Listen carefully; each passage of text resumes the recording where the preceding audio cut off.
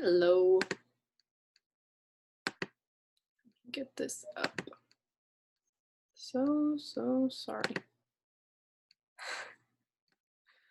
Okay.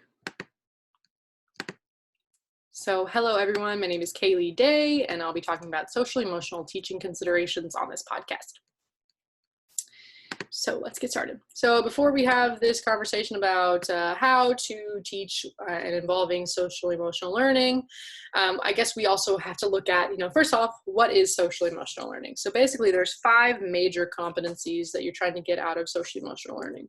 The first one's going to be self-awareness, and that is just the ability to identify emotions and then to tie those to behaviors, which leads ideally to an understanding of how your actions affect other people in the classroom. So obviously we want our students to be able to do that because we want them to, consider others when they're making decisions and consider how they affect one another, and whether that be students to their peers or students to their instructors. And then the second one that we're going to move into is self-management, and that is the ability to kind of self-motivate and self-regulate in the classroom, whether that be, the students having a really rough day and they're very frustrated, they're very stressed, and they're struggling and they have to be able to still perform. It can also be like an emotional regulation. Maybe they're having kind of like a interpersonal issue with other students, and that can be really challenging as well. And then number 3, we want to move into social awareness, which is basically learning to embrace diversity and empathize with people that are different than us. And obviously when you're building a relationship in the classroom, and you have, 30 students in a classroom who are all very different, you want them to be able to kind of meet in the middle and collaborate. And that's something that social awareness really lends itself to. And then we're going to move into relationship skills, and that's working with others and being able to resolve conflict. And that's going to really facilitate in doing things like group projects and just kind of discussions in the classroom. And then we're going to move into responsible decision making. And that really is just the capacity to kind of consider the well-being of others and then, evaluate the, repercussions of your behaviors and actions when it comes to other people. So all of these really important in terms of community building, and they can also be, backed with the curriculum. So that's essentially what we're going to talk about today is number 1, how are we going to do social emotional learning with behavior management? And then 2, how are we going to back that with curriculum? And so let's get into it. So this whole concept of build a teacher is kind of funny. Basically, it's just the question of, okay, we want to do social emotional learning. We want to teach with the whole child in mind. But first off, we have to ask ourselves, what are we even trying to do? And who are we aiming to be in the classroom? And that's going to be different for everyone. Personally, for me, I got 4 major criteria that I'm looking for myself. Number 1 is I want to create community between myself and my students. Obviously, that's one of the first steps you have to take when your students come into your classroom is, okay, how am I going to build community? How am I going to make them comfortable with me? Obviously, we want the classroom to be an open dialogue. We don't want to feel like our students don't want to be there or they're not comfortable with us, because it's going to reflect in their learning and their overall success in the course. So then the second one, equally as important, is facilitating students' relationships amongst themselves. And so, we may think like, oh, they'll regulate that themselves, but it really is our responsibility to facilitate these things because they are going to affect students' learning, because that affects, how comfortable do they feel? Are they willing to participate? And, we may not know it, but some students may come in with prior issues with one another that makes it so that they don't want to have a relationship. Or maybe some students are shy and they don't really want to build those relationships or put themselves out there. And so we have to, kind of push a little bit so that the classroom is a very safe place. And number 3 is really important as well.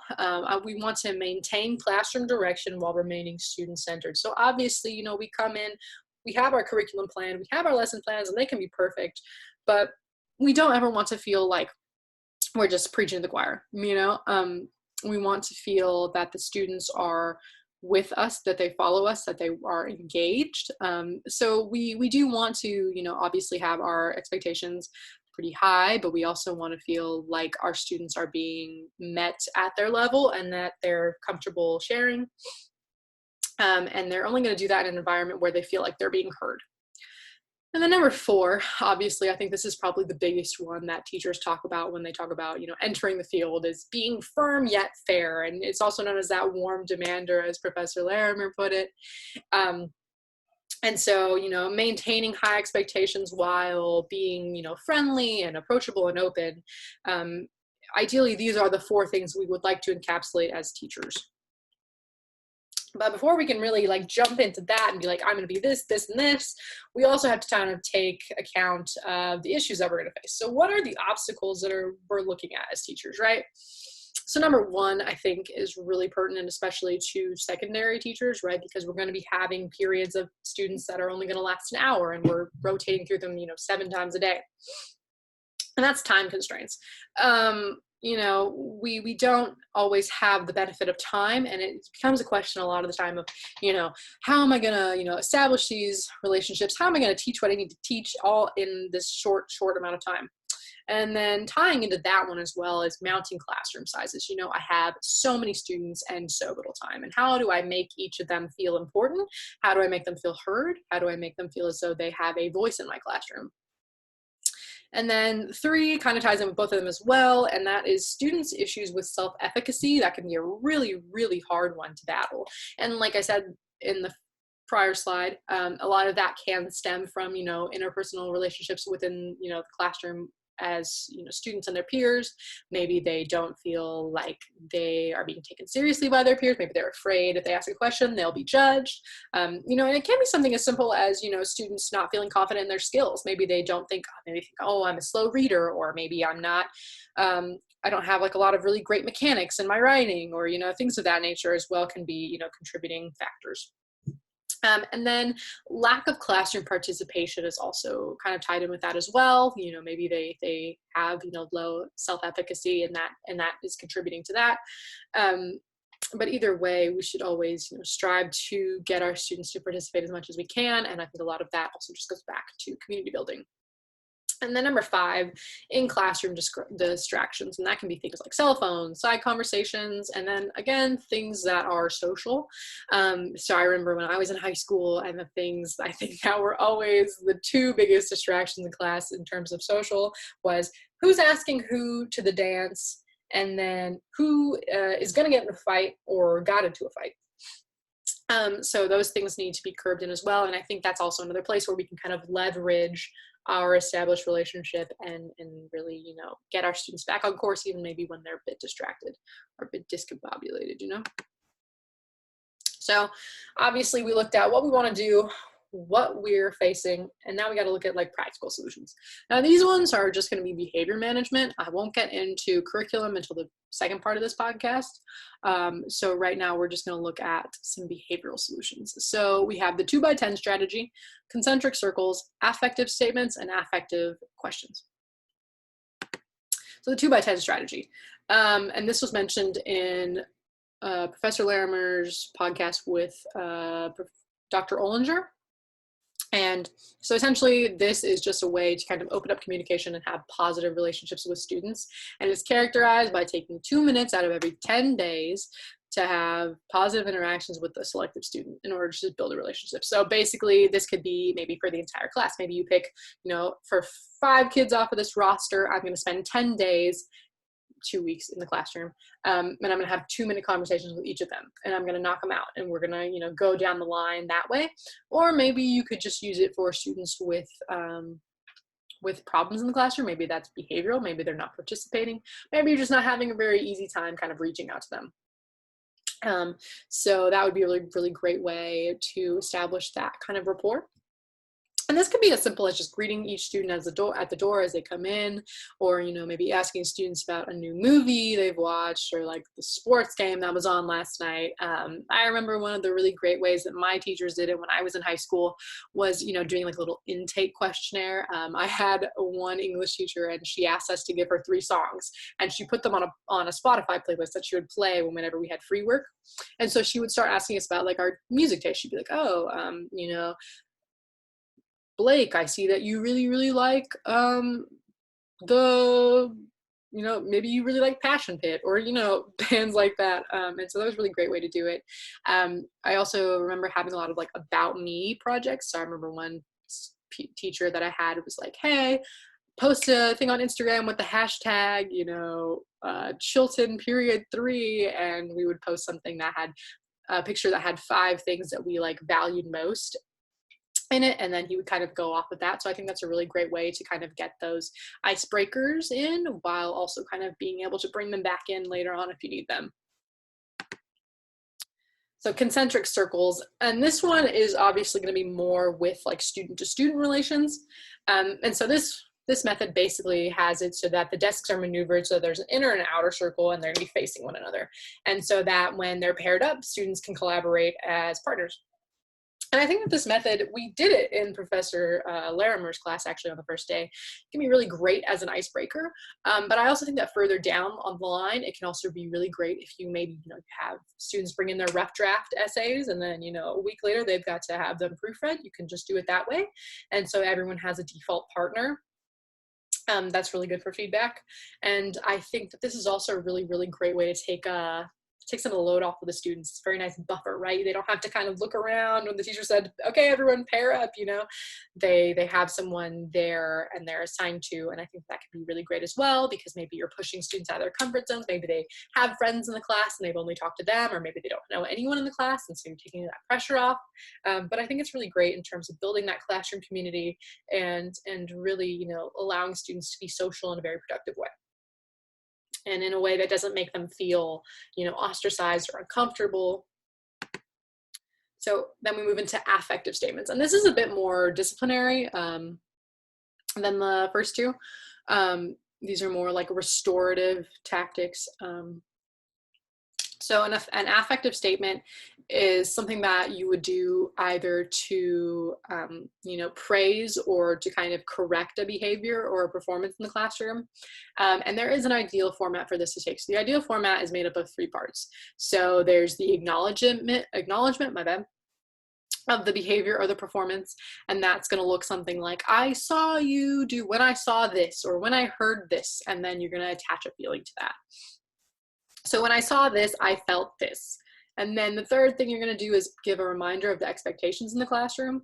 And so an example of this can be, you know, like the one I've written here. When you speak while I'm speaking, I feel frustrated because I want other students to learn. Will you please raise your hand when you want to speak? I think this method is really great as well, because it does really harken back to those 5 major competencies. You know, you have the responsible decision making, like, why did I do this and how has it affected others? I think it really brings back the self-awareness, because they have to kind of look at their motivations and how their behavior and motivation has, you know, affected the people around them. So I think that that's a really, really great way to tie in all of those. So are affective questions. I think these are great as well for kind of bringing back those 5 core, you know, principles and competencies that we're trying to push with social emotional teaching. And so these are questions that are usually prescribed to be asked after a situation or an incident has happened in the classroom. And so they're split up into 2 different sections. There's questions that are supposed to be asked to the person who's caused the harm, and then the questions that are supposed to be asked to the individual to whom the harm has been caused. And so these can include, you know, what were you thinking when you said X, Y, and Z to this person? Or, you know, how did your actions affect them? And those are really great because you're holding that student accountable for the hurt that they've caused. And then, you know, for the student who has been, you know, disappointed and hurt, or, you know, their learning has been disrupted by this other student, you know, what do you think needs to be done to make this right? Or what bothers you most about the incident? And that's really great because ultimately you're validating that student's feelings. You're not asking them to bury what they're feeling or to ignore what they're feeling. You're really bringing it to the forefront. So now that we're done talking about the behavioral aspect of it, I thought it'd be really, really great and kind of just less regurgitative to ask ourselves, you know, how do we tie this into curriculum? And how are we going to get these social emotional learning priorities, and how are we going to make them very applicable to our subject matter, which is English? And I think it's actually not that hard, just because a lot of stories and, you know, texts involve people and their motivations and their feelings and things of that nature, and how they interact with one another. So this is actually really fun.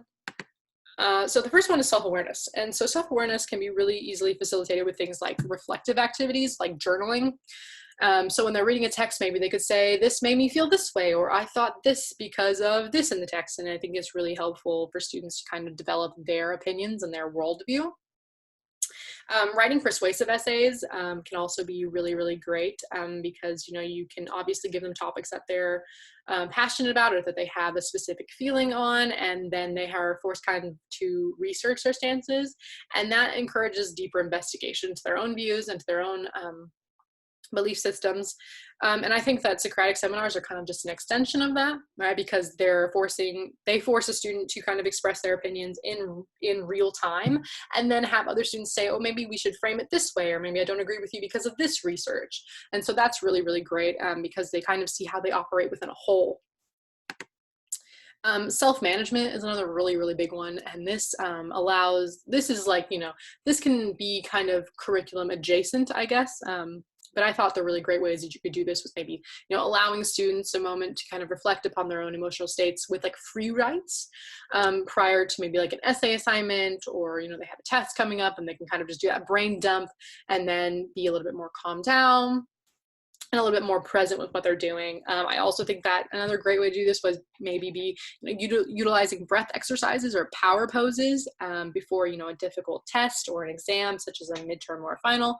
I remember before I did my exit exam in high school, my history teacher had us all stand up in the classroom with our hands on our hips.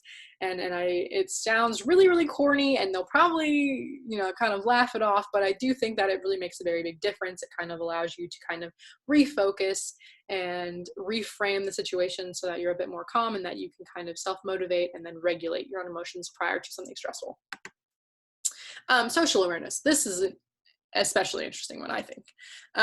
So I thought some really great ways to tie this into curriculum would be maybe annotating an informative article that represents, you know, opposing viewpoints regarding a social issue that's current. And I think that's really great as well, because you're really making sure that your curriculum is relevant and that you're really engaging your students and that you're acknowledging their own beliefs and really like asking them to grow holistically.